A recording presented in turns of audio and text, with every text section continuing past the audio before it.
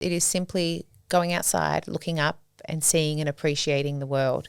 And bird watchers often turn into environmentalists because they admire the birds, but then they realise that the birds need the ecosystems and then they want to protect the ecosystems. I have this amazing balcony and the lorikeets used to come on my balcony every morning. I don't feed them or anything. You're not really meant to feed them. I'd get like 5 or 6 lorikeets that would just come sit with me. And I felt like Dr. Dolittle because I would just be out writing in the mornings and I'd just be surrounded by these lorikeets, and sometimes they'd hang upside down from my balcony and poke, and they're really quirky and it's so beautiful to watch. Yeah, I think nature forces us, when you listen, to be very present.